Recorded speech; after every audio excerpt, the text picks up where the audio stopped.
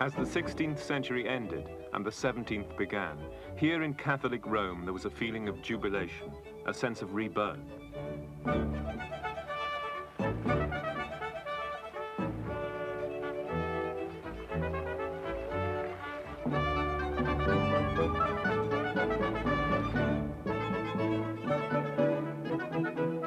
Pope Paul V, in the year of our Lord 1612, has brought water 35 miles from the healthiest springs in Bracciano through new and restored aqueducts.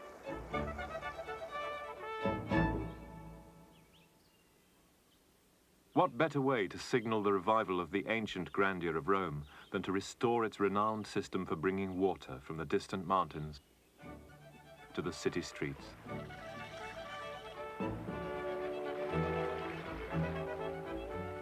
Pope Paul's new water supply, the Acqua Paula, or Paul's water, as it was called in his honor, was soon rushing out into the daylight from splendid fountains all around the city.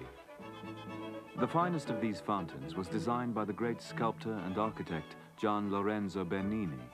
It was built in the Piazza Navona, which stood on the foundations of an ancient stadium, a material expression of the idea of eternal Rome. The city had survived 100 years of political and religious turmoil, of war and destruction. Despite the invasions of various European monarchs who'd attempted to conquer the city on the pretext of defending it, it had preserved its independence. And most important, the Catholic Church had survived the rise of Protestantism and its challenge to the authority of Rome. And it was now in the midst of a most extraordinary period of expansion, as European colonization and exploration took its influence to the farthest corners of the earth. This Roman Catholic renewal, which historians call the Counter-Reformation, was given added purpose and vigor by a remarkable group of visionaries. The Spanish mystic and philosopher Teresa of Avila insisted that everyone could experience intense and personal knowledge of God. Ignatius Loyola, the founder of the Jesuit teaching order, inspired his followers to go out to work with spiritual fervor in the real world. And the missionary Francis Xavier carried to distant India and Japan the message of the Roman Church. To fulfill the needs of the resurgent church, artists and architects from all over Europe flocked into Rome.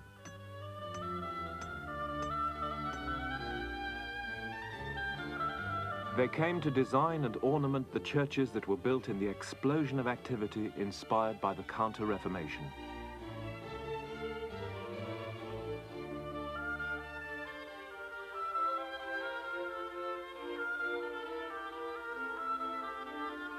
The church reformers called for works of art and architecture that would bring the people into the churches, inspire faith and religious commitment.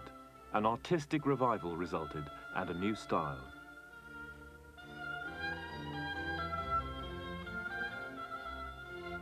It was an exuberant style, reflecting the optimism and assertiveness of the 17th century church. This style is known as the Baroque.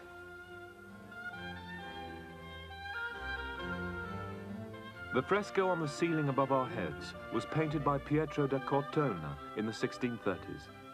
It decorates the reception hall of the Barberini Palace in Rome, the family home of Pope Urban VIII, a great patron of the arts. To the modern sensibility, molded by the notion that less is more, it may seem merely decorative and probably confusing. But a careful look at this work, done at the height of the Baroque period, reveals a well-thought-out design based on a program or written plan.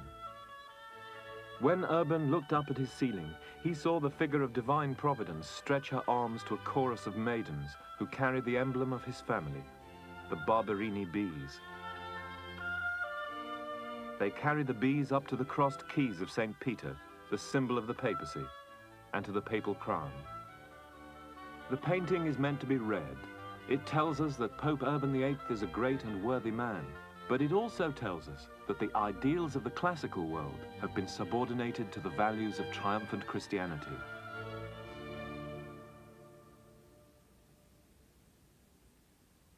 Every figure in this swirling panorama has meaning. The scenes painted around the sides of the ceiling, for instance, tell stories extolling the Pope's virtues. His unyielding battle against heresy is here symbolized by Athena destroying insolence and pride in the shape of the giants. Here his piety conquers lust and intemperance, represented by the satyrs.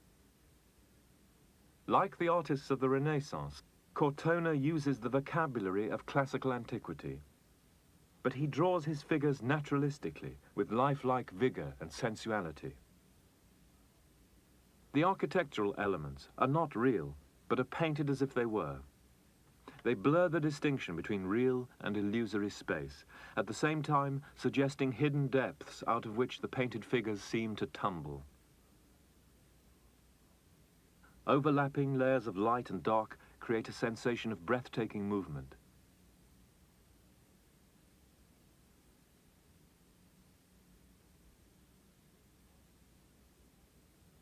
In this one ceiling, we have all the elements of the high Baroque style. A clearly defined program, a dynamic and dramatic tension between naturalism and classicism, between illusion and reality, between light and dark, and always movement. Why were Baroque artists concerned with illusion and reality, with light and dark, with movement, time and space? Before the 16th century, the Earth was believed to be the unmoving center of the universe, about which sun, stars and planets all revolved. The existence of human beings and their salvation was the purpose of the universe. In 1543, the astronomer Copernicus published his work on the revolutions of heavenly bodies. His revelation that the Earth moved around the sun challenged people's perceptions of themselves. The title page of Galileo's book on the solar system shows Copernicus demonstrating to the revered ancient philosophers Aristotle and Ptolemy that their view had been wrong. The Earth was just one of many celestial bodies, all of which obeyed the same impartial laws. At about the same time that Europeans learned that the Earth was not the center of the universe, the discovery of the Americas and the exploration of the Far East revealed that Europe was not the center of the world. In this time of spiritual crisis, provoked by the explosion of knowledge, artists sought new ways of seeing and understanding. The out-thrust left arm of the Disciple startled and astonished its first viewers in 1600. It breaks into the space in which we stand. The naturalism of this painting of Christ at Emmaus by Michelangelo Merisi, known as Caravaggio, was unprecedented. Its intention is to convince us that we're actually participants in this astonishing event, God's presence in the flesh. We may no longer regard the earth as unique, Caravaggio seems to be saying, but God has dwelt amongst us. Divinity and sanctity are to be found in our midst. Caravaggio went out into the streets of Rome and put the people he found there in his paintings.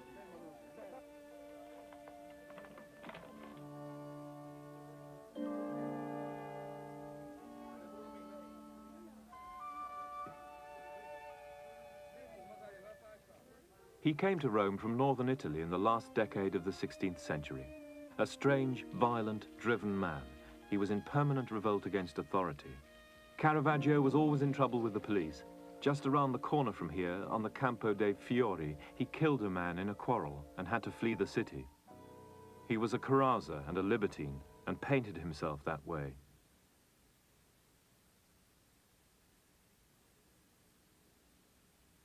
But the way he painted religious subjects was as shocking to his contemporaries as his behavior. He painted St. Peter as a confused and frightened old man.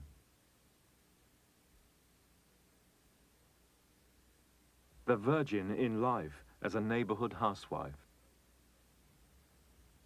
The Virgin in death he painted as a swollen, careworn corpse.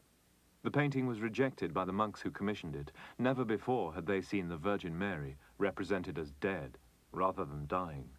Caravaggio was rebelling against idealized depictions, such as this Conversion of St. Paul by Taddeo Zuccaro. This was the conventional way in which divine intervention on earth was portrayed, like a fabulous dream. But Caravaggio sought to draw the beholder in, to make the worshipper a participant in the drama enacted on the canvas. In a small chapel in the church of Santa Maria del Popolo in Rome, Caravaggio's Conversion of St. Paul depicts the intrusion of the divine into human life as a real moment, meant to be seen from the perspective of someone kneeling in prayer. A contemporary commented that it looked like an accident in a blacksmith's shop. But Caravaggio, in the spirit of the Counter-Reformation saints, was pleading through his pictures for man's direct knowledge of God. One of the principal devices he used to achieve his purpose was chiaroscuro, the contrast of light and dark in the canvas. Caravaggio rejected the convention of attributing the light source to a radiant divine figure. Here, no divinity is visible. There is no explanation for the light source within the painting. Light just appears and totally overwhelms Paul. Light itself is the presence of God. Darkness is where God is not. Caravaggio was one of the first artistic bohemians. Rebellious, uncompromising and dissolute, he died at 37. Late in his short life, he portrayed himself as the decapitated Goliath. It's the work of a deeply religious man, depicting his own damnation. While Caravaggio saw himself in the headless Goliath, the young Gian Lorenzo Bernini gave his features to the heroic David. Bernini took the immediacy he found in Caravaggio's paintings and recreated it in marble with phenomenal and unprecedented virtuosity.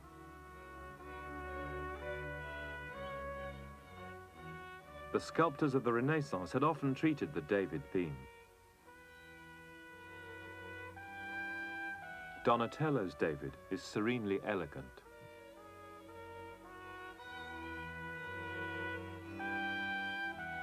Michelangelo's is contained, perfect, full of potential.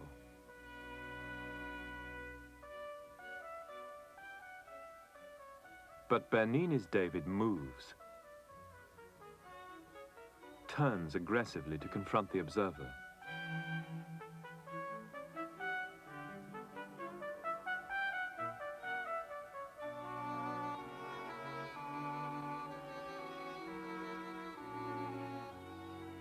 True to the spirit of the Baroque, this David is meant to be experienced. The viewpoint in this case, of course, is that of Goliath. It's said that the Cardinal Maffeo Barberini himself held a mirror to Bernini's face so that the young prodigy could use his own expression of intense concentration as the model for the David. When the Cardinal became Pope Urban VIII, he said to the artist, "It is your good luck to see Maffeo Barberini Pope. But we are even luckier, for the Cavaliere Bernini lives at the time of our pontificate."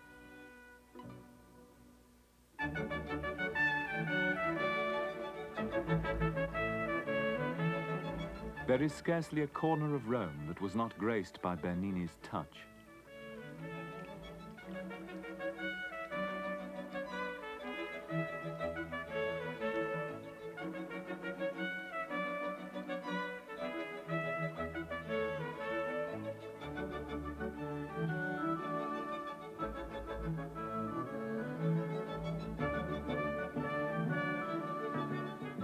From the small, witty adornment, the elephant and the obelisk in the little piazza of Santa Maria sopra Minerva, to the vast piazza and its enclosing colonnade in front of the Basilica of St. Peter.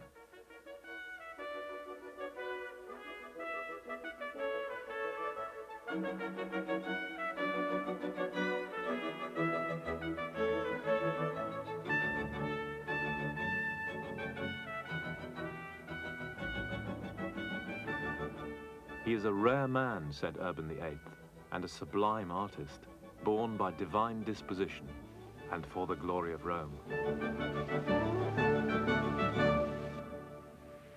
These statements by the great Pope about his favorite artist are significant in two ways.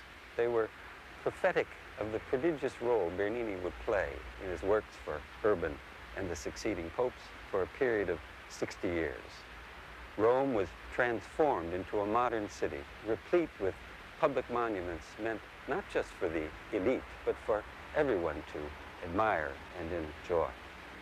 The open arms of the vast porticos in front of St. Peter's convey exactly this sense of outreach, beyond the traditional bonds of society, to include every individual in a universal embrace.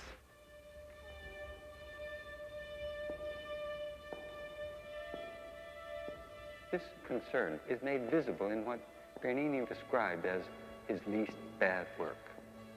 The Cornaro family chapel, dedicated to the 16th century Spanish mystic Saint Teresa of Avila, which Bernini created about 1650 in the church of Santa Maria della Vittoria in Rome.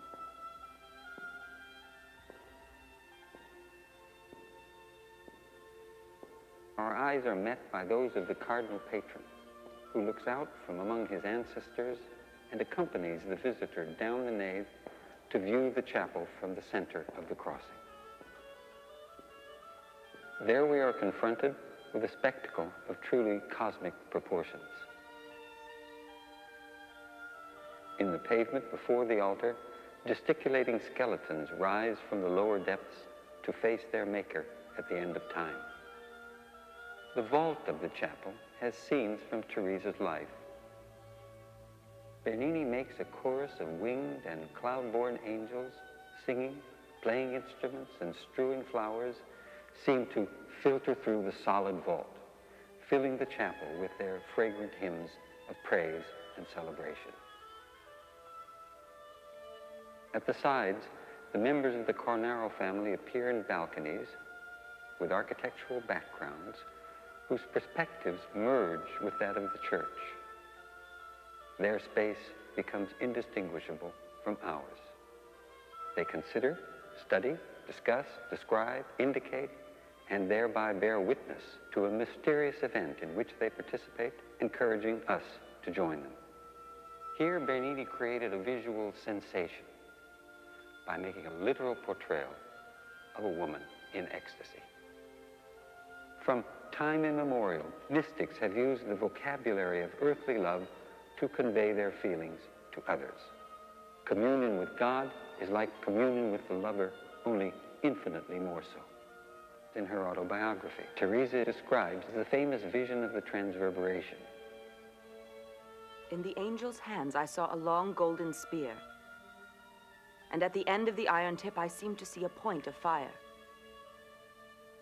With this, he pierced my heart several times so that it penetrated my entrails. When he drew it out, he left me completely afire with a great love for God. The prime tenet of Christianity is that God created the world out of his love for humanity.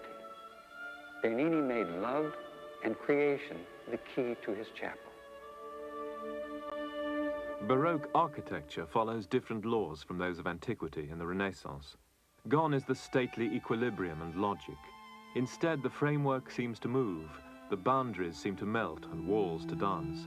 The very stone seems to bend itself to the will of the architect. The most willful architect of them all was Francesco Borromini. Sant'Ivo della Sapienza is Borromini's masterpiece. His architecture is intellectually complex, a startling amalgam of mathematics and fantasy. He knew the history of architecture and drew upon the past boldly and freely. The facade curves in, but the dome above it curves out, presenting the beholder with a dramatic contrast. Using a symmetry so odd that it seems almost asymmetrical, he opposes convex and concave arcs. The result is that the building itself seems to be alive and pulsating. Borromini's work emphasized one of the central teachings of the Roman Catholic Church in the 17th century. Salvation could not be attained by reason alone, nor by simple sensual experience. It required an imaginative leap of faith. In bewildering the eye and challenging the mind, Borromini sought to plunge the worshipper into the mystery of salvation. Not everyone understood. A contemporary critic wrote, "Everyone gets in his head a new idea and displays it in public squares and upon facades, madly deforming buildings and even towns." But an official of Borromini's church of San Carlo recorded, "Nothing similar with regard to artistic merit can be found anywhere in the world. Members of different nations arrive daily in Rome and try to procure plans of the church. We've been asked for them by Germans, Flemings, Frenchmen, Spaniards, and even Indians." The Baroque style in architecture that had its roots in Counter-Reformation Rome spread north into war-torn Germany and Austria. During most of the 17th century, Austria was preoccupied with its lonely fight against the encroaching armies of the Ottoman Turks. When the Austrians defeated the Muslim Turks at the gates of Vienna in 1683, a new era began. The Habsburg Holy Roman Emperors turned to rebuilding their ravaged land.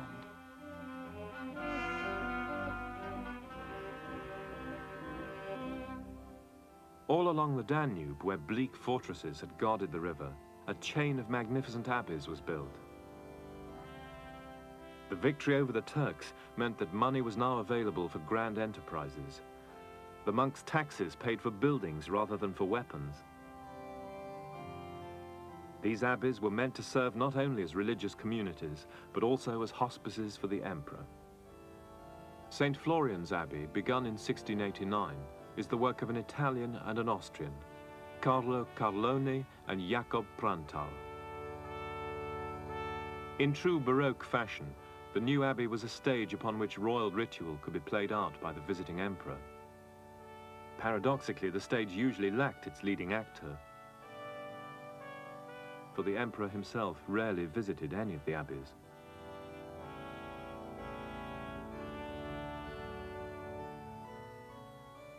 But it didn't matter. The object was not imperial housing. It was to make a political point, to bear witness to the unity of Christianity and empire.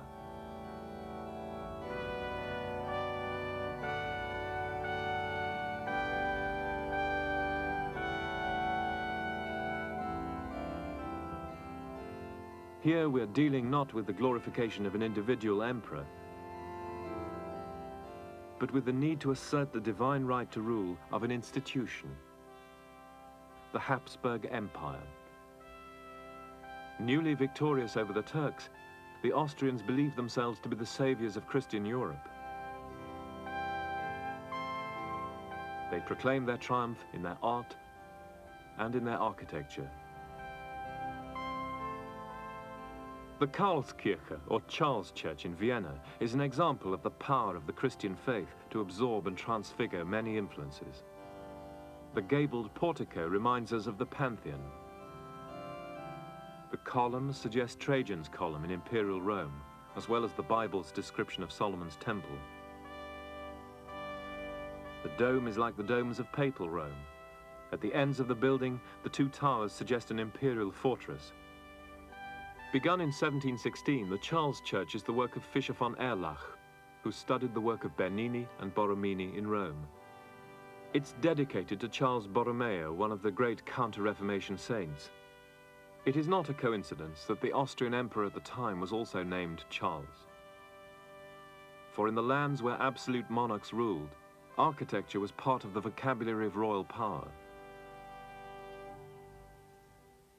The Belvedere Palace in Vienna was built in 1721 for Prince Eugene of Savoy, the general who led the Austrians to their victory over the Turks. The architect was Lucas von Hildebrandt. The Belvedere actually consists of two palaces set at opposite ends of an enormous formal garden in which nature has been completely subdued. The design is based on a simple program. Together, the two palaces and the garden present the visitor with an allegory of life's journey.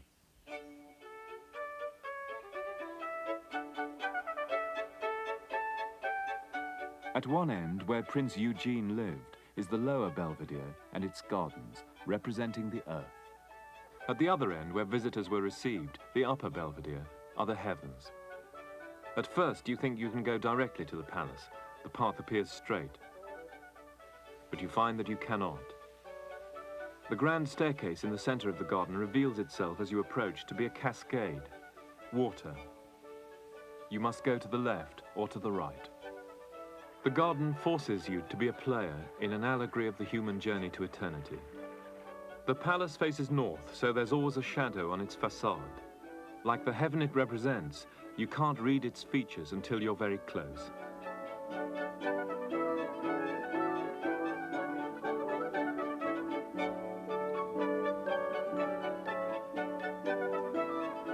As you arrive at the entrance hall of the upper Belvedere, you're reminded that you may have to struggle like Hercules to stay on the right path. last, the grand staircase brings you to the hall of the emperor.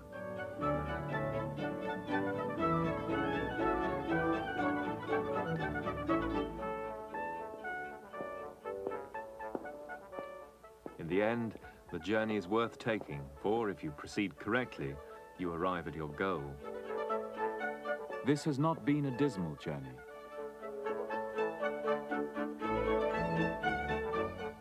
It has taken place, after all, in a garden.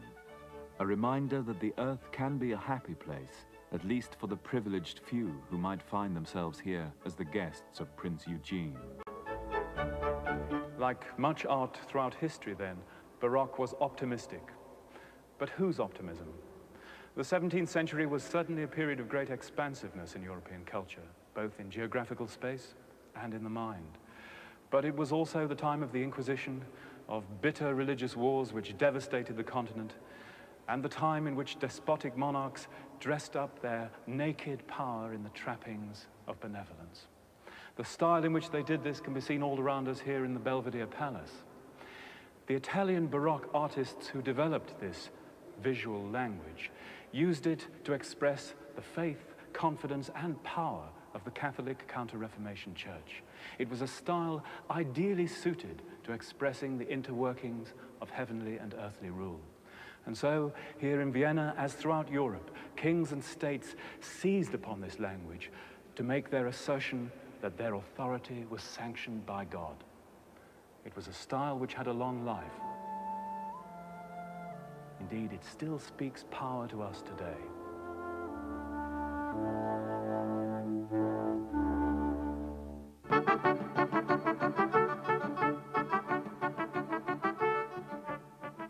The equestrian portrait, the man on horseback. The standard mode for portraying aristocratic and royal rulers. The ruler powerfully up, the subject safely down. Kings and princes were trained to ride horses in the improbable manner that we see portrayed in equestrian portraits. The idea was that they should be seen to control a rearing horse with just one hand on the reins. Surely such a person could confidently rule and command a kingdom.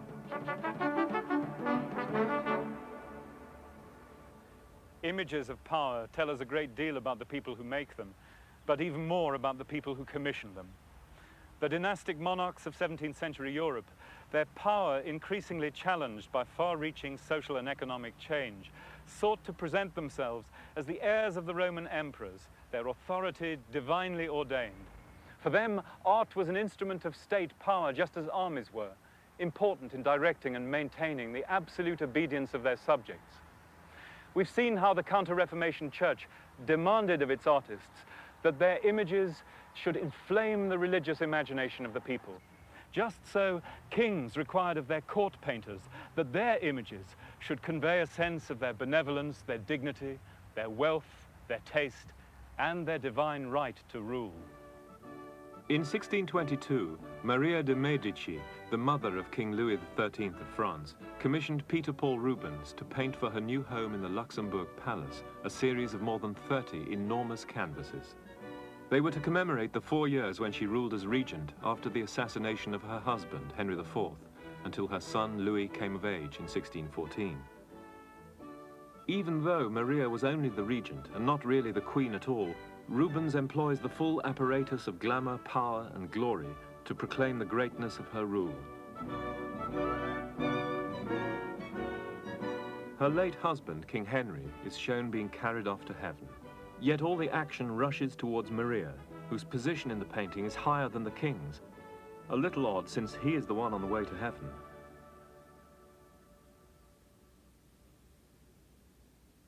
But it's in the religious paintings that Rubens pulls out all the stops.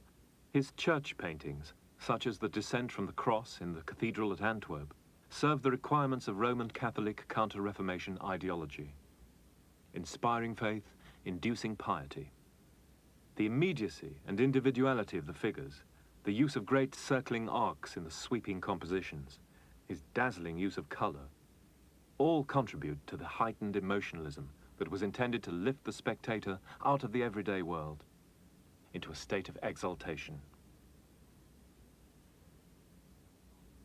His works are the most powerful expression of triumphant Christianity.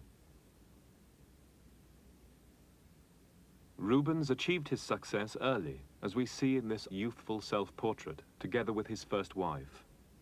He was the superstar of the art world of the day, the most collected painter of his time, and the most esteemed court painter in Europe, when in 1628 he was summoned to Spain to paint the king. From his capital at Madrid, Philip IV ruled the greatest empire in the world, with dominions stretching from the Philippines to Peru. But bogged down by a long war in the Netherlands, the most powerful state in Europe was about to slip into decline. As so often in history, at a time beset with uncertainty, the arts flourished. Of the painters he met at Philip's court, Rubens was particularly impressed by one, the young Diego Velázquez. Velázquez was an original who would paint a classical subject like the god Bacchus getting drunk with a group of real peasants. Velázquez first drew the attention of the court with his early paintings of simple, unheroic subjects of daily life, what we call genre paintings. They were startling pictures, depicting things never before painted, such as the precise moment at which cooking eggs solidified. Like many of the young painters of his time, Velázquez was profoundly influenced by the naturalism of the Italian Caravaggio. Caravaggio placed miraculous events in a familiar, naturalistic setting. Velázquez fused the real and the mythological to create a new, psychologically penetrating reality. In the Forge of Vulcan, he chooses the moment when the god Apollo tells Vulcan that his wife, Venus, is making love to Mars, the god of war. Velázquez combines theatrical gesture with the astonished faces of real workmen set in an authentic forge. He quickly became a favorite portrait painter of King Philip.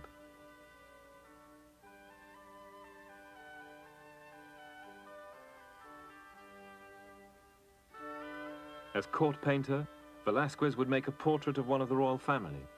In his studio, assistants then made copies which were sent out to foreign courts. This was an important part of the diplomatic process of the day, especially of the business of finding marriage partners for royal offspring.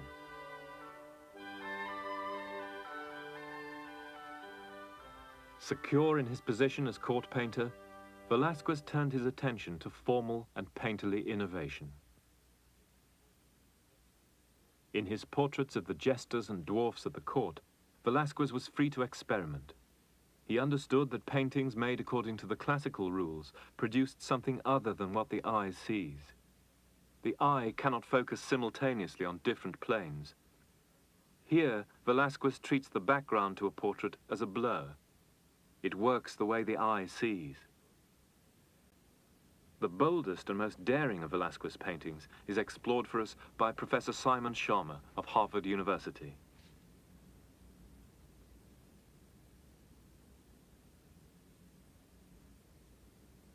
Las Meninas is, in the most literal sense, a challenging painting. Coming on it, we are challenged by no less than 6 pairs of eyes, trained intently on us.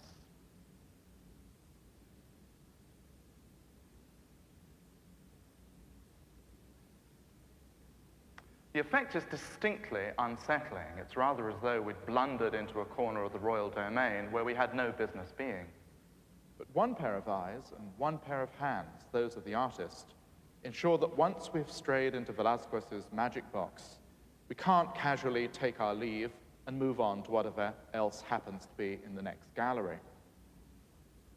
Pinned to the spot by the most extraordinary visual conundrum ever painted, our first reaction is probably to find out as best as we can what exactly is going on here.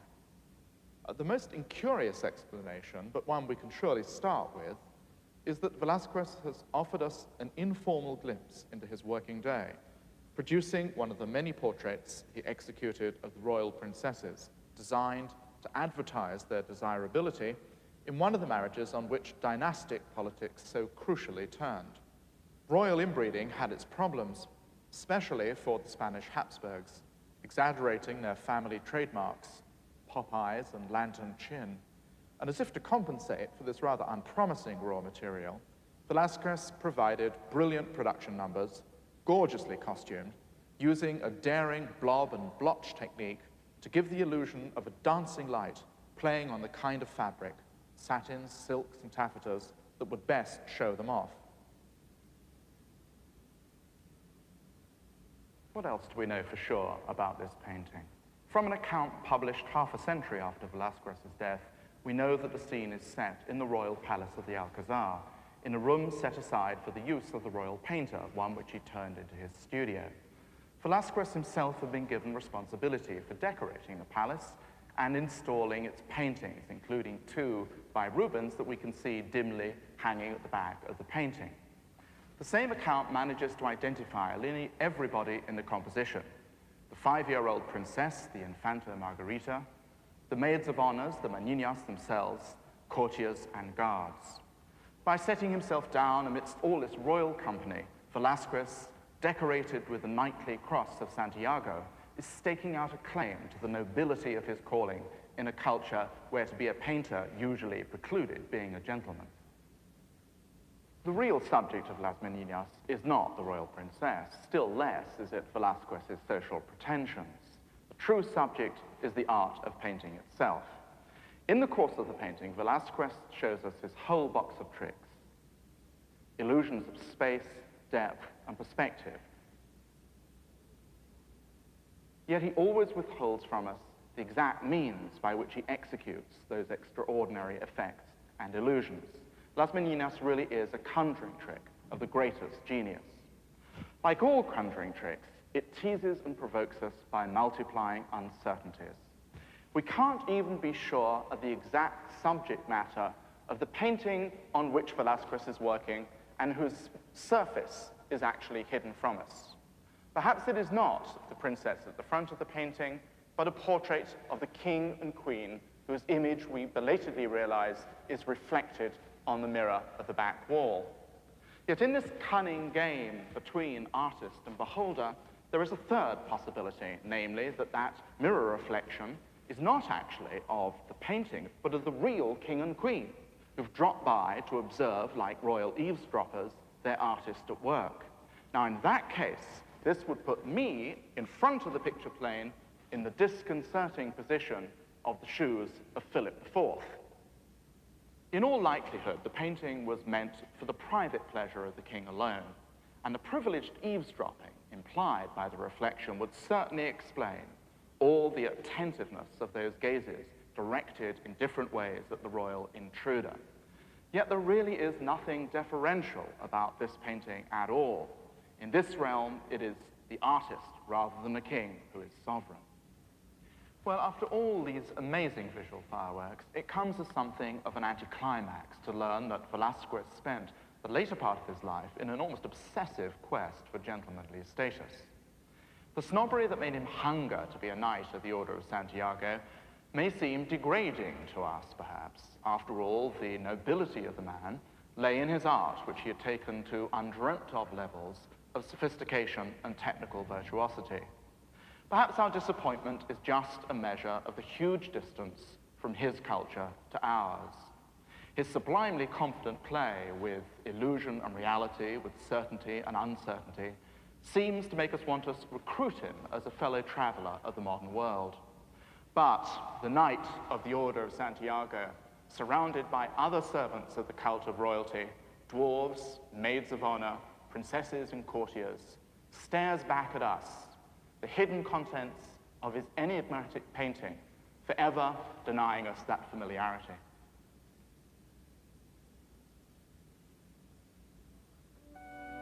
Even more successfully than Velázquez, Rubens played the court game to perfection.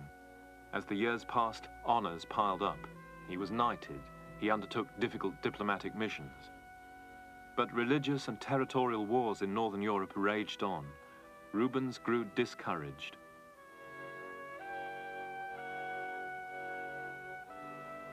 He withdrew from court and public life and went home to the baronial house he owned in Antwerp.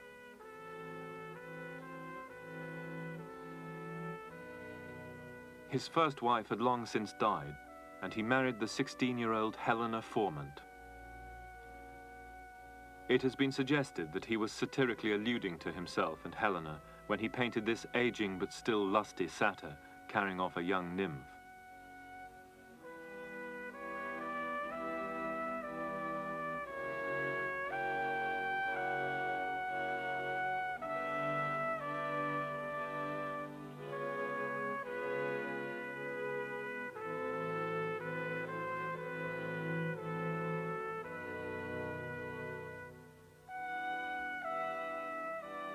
His paintings joyfully and sensually celebrated his love for Helena.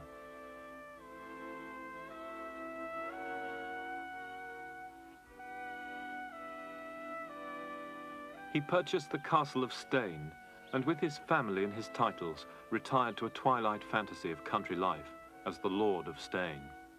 Rubens' landscapes are suffused with a kind of nostalgia. They evoke a dream of an aristocratic life, a life based on the ownership of land. Today, it's only half an hour or so by car or train from the landlocked aristocratic landscape that Rubens painted to the seascapes, rivers and canals of the Dutch Netherlands. Though not far apart physically, these two societies were as different at heart as the landscapes they inhabited. The Dutch escaped from feudalism by making new land. They built dikes against the sea in a vast communal effort that continues to this day. They made their own precarious land, and their peculiar geography made them. Vermeer's view of Delft shows us a secure town that has confidently mastered its difficult environment.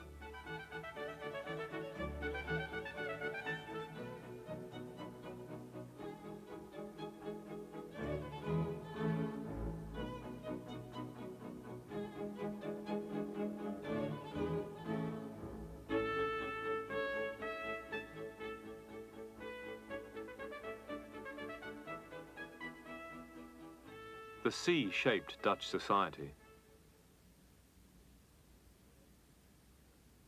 But 80 bitter years of a cruel and bloody war for independence from their Spanish rulers created a Dutch nation. In the middle of the 17th century, the 7 northern provinces of the Netherlands emerged victorious from their struggle for independence and established the predominantly Protestant Dutch Republic. In a Europe dominated by absolutist and Catholic monarchies, Spain, France, Austria, the Republic was an island of relative freedom. And the town hall of the Dutch city of Amsterdam, built in the 17th century, tells us something about the life and the ideals of the Dutch Republic. It has none of the qualities of absolutist architecture.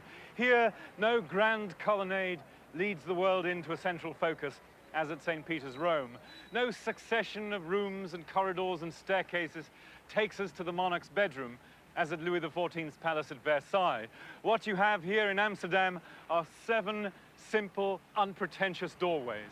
The architecture of the new town hall, then, is an embodiment of the independent political aspirations of the Netherlands, an expression of Amsterdam's sense of itself as a free city at the center of the world. In the 17th century, the Dutch city of Amsterdam was the greatest economic power in the world, a vast marketplace where every kind of goods could be had: pepper, whale oil, Japanese lacquer, cloth, wine. The Dutch became rich.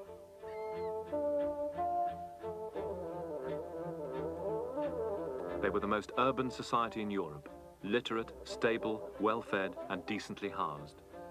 They knew themselves to be fortunate. They strongly identified with the chosen people of the Old Testament, with all that implied about the need for piety and obedience to God's will. In this peculiar new society, artists could not look to the traditional sources of patronage. There was no royal court, and the Dutch Protestant churches had been stripped of pictures, as we can see in this painting of the Mariakerk in Utrecht by Peter Sanredam. Nevertheless, the Netherlands experienced an explosion in the production and consumption of art. The first mass art market in history arose because, for the first time, ordinary people bought paintings, etchings, and drawings. Artists produced in large quantity for that market. The society was defining itself in the images it produced. The simplicity of these domestic scenes is often deceptive. This still life with trout by Willem Klaszoon Heda, while reassuring the Dutch of the plenty in their lives, also warns them of the remorseless passage of time. Jan Steen's comic painting, The World Upside Down, was intended to amuse, but it also cautions against the dangers of excess. Here, drink and sexual license cause a household to slide into complete domestic disorder.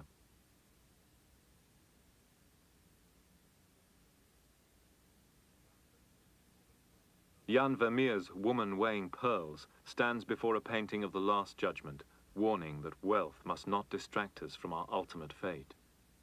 The Dutch genre paintings are not just innocent images of everyday life, but of the problems and moral crises of everyday life. Like other works of the Baroque period, they convey a message. Ja, naar links. Ja, dat is heel mooi. Verder naar links. Oké, iets naar voren. Oké. De heren achteraan. Group portraits are still important today. In the 17th century Netherlands, they were essential, for power in the Dutch Republic was held not by a prince, but by corporate bodies, boards of governors, councils. And so the group portrait was, for the Dutch, the equivalent of the equestrian portrait in aristocratic and dynastic states. Daar gaat hij. In the hands of the most remarkable of the Dutch painters, the group portrait becomes an intense and purposeful expression of the group ethos. The Night Watch. More has been written about Rembrandt than any other painter in the history of Western art. But if we had to think of one word that would sum up the essence of that art, it would probably be drama. All the elements of Rembrandt's art were put to the service of drama, none more so, perhaps, than light. His use of light was at the opposite extreme from Vermeer's. The Delft painter flooded his figures with an even, serene radiance, so that they sparkled with the intensity of an image caught by a lens. Rembrandt, on the other hand, turned the lights down low, plunging his histories into a theatrical darkness, the better to use his spotlight for dramatic emphasis and expressive brilliance. The painting was one of Rembrandt's most important assignments, but it was also perhaps one of the most difficult. Militia pieces were hard work.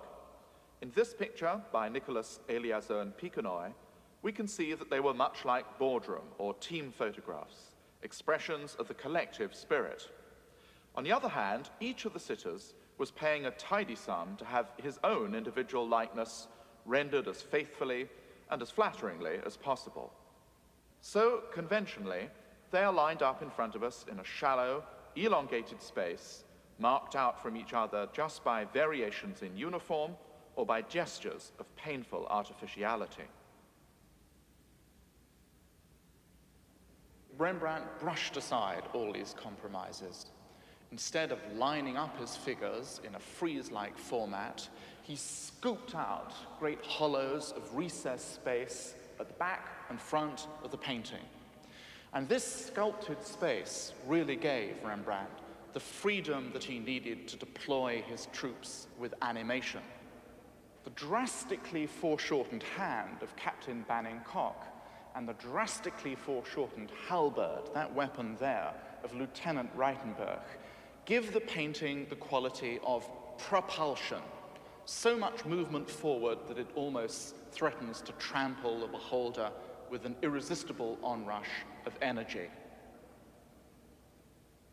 The painter seems to make virtue out of energetic disorder. It is, after all, how the Dutch often like to see themselves, full of dynamism and high spirits. At the same time, Rembrandt did his best to give the group a more soldierly appearance. The figures we see here, loading the musket, shooting it off dangerously close to the lieutenant's hat, blowing the powder away from the top of the gun, all correspond to the warlike values which this group of soldiers still like to believe they embodied. It's a group portrait and a history painting, something that testifies to the reassuring disorderliness of plain citizens. It's really chaos on an epic scale, something which immediately expresses not dumb discipline, but high animal spirits. A boisterous riot of energy, movement, and visual noise that explodes out from its center towards us. In every sense, to give it its correct title, the march out of the company of Franz Banning Koch. The flair for drama that invests the Night Watch with so much energy carries over into Rembrandt's more intimate work. His portraits go far beyond the mere rendering of facial features and social position. In the eyes of Rembrandt's subjects, we read personal and private history and psychological nuance. Rembrandt made this self-portrait at the age of 23.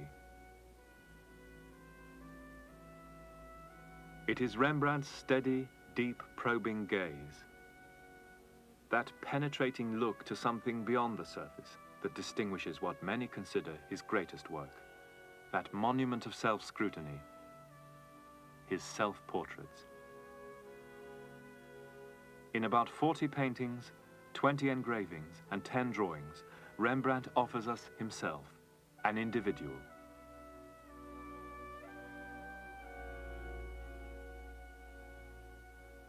This extended act of self-portraiture was unprecedented in Western art.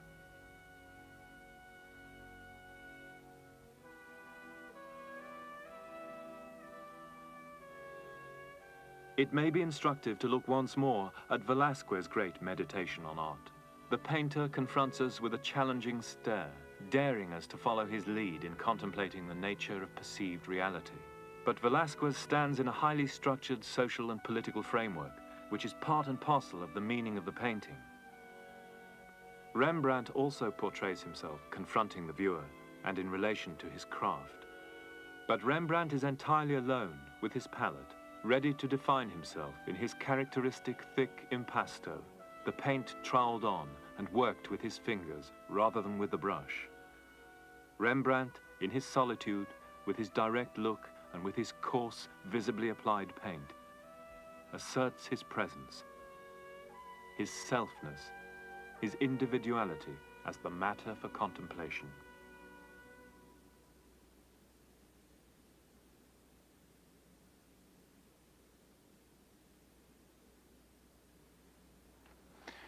In the story of Western art, the 17th century, the age of Baroque, began through much of Europe in subjection to the ideals of the Italian Renaissance.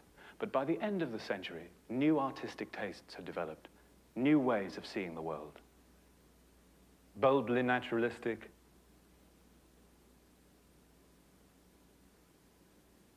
richly sensual, ambitiously intellectual, passionate and profound. Baroque artists had served a variety of masters in achieving that. They had, as always, provided the images of power for absolute monarchs whose subjects now increasingly saw them as all too mortal. They had provided religious images to bolster a faith shaken by the rise of modern science and by religious conflict. But something else had happened. By the end of the century, Western artists had achieved, as never before, the depiction of inwardness. Look how Rembrandt fixes our gaze, draws us in, plays with our emotions,